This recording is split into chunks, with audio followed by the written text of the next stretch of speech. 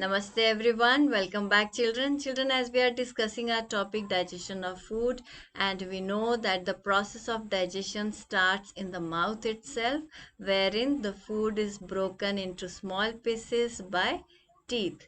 And in our first video we have talked about the structure of teeth and its types. In second video we have talked about the complete digestive system, and in that video I have told you that along with some gastric juices there are some microbes also which help in the digestion of food.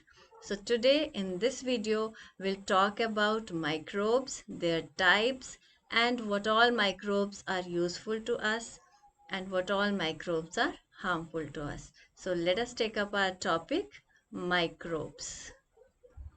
So children, before we talk about microbes, let us take up a quick look for what all topics we have covered under this heading. So we talked about teeth, structure, types, and how to take care of teeth in our first video. And in our second video, we talked about the digestive system, the organs involved in digestive system, and the complete process of digestion. And today in this video, we'll talk about microbes, their types, and what are useful and harmful microbes for us. So let us know more about microbes. So these are tiny living things that cannot be seen by a naked eye. They can be seen through microscope. They grow everywhere, on food, in soil, in water, and even inside and outside our body. Some of them cause diseases while some of them are useful to us. So the main categories of microbes are the bacteria, virus, fungi, and protozoa. So that means they are very small living organisms and which cannot be seen without the help of a microscope. And as it is said that you will find microbes everywhere, whether it is your food, soil, water, inside your body or outside your body. So now let us talk about different types of microbes one by one. So first we'll take up bacteria, and its singular form of bacteria is the bacterium, and they are made up of only single cell. They are of different shapes, round shaped, rod shaped, or spiral shaped. That means they are single celled organisms and they can be found in round, rod, or spiral shaped. And now let us talk about virus. So these are also made up of only single cell. These are the smallest living things and they can be seen only through a very powerful microscope.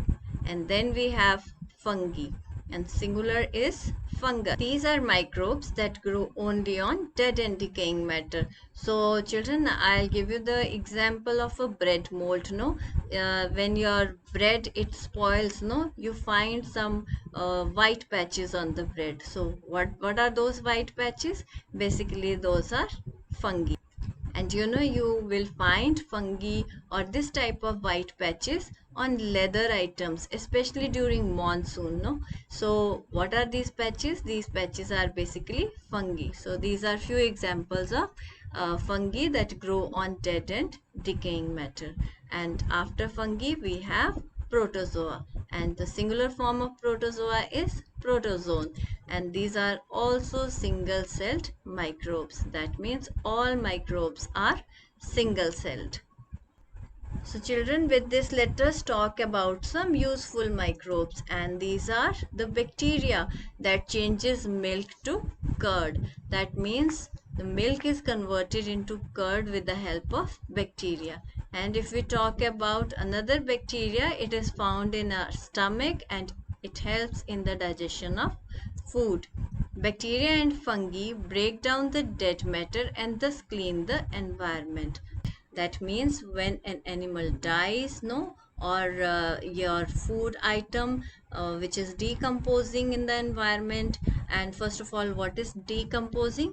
Decomposing is basically breaking down of food particles or dead remains of animals into very fine particles so that they can be absorbed in the soil, so thereby they clean the environment. So bacteria and fungi, they help in cleaning the environment.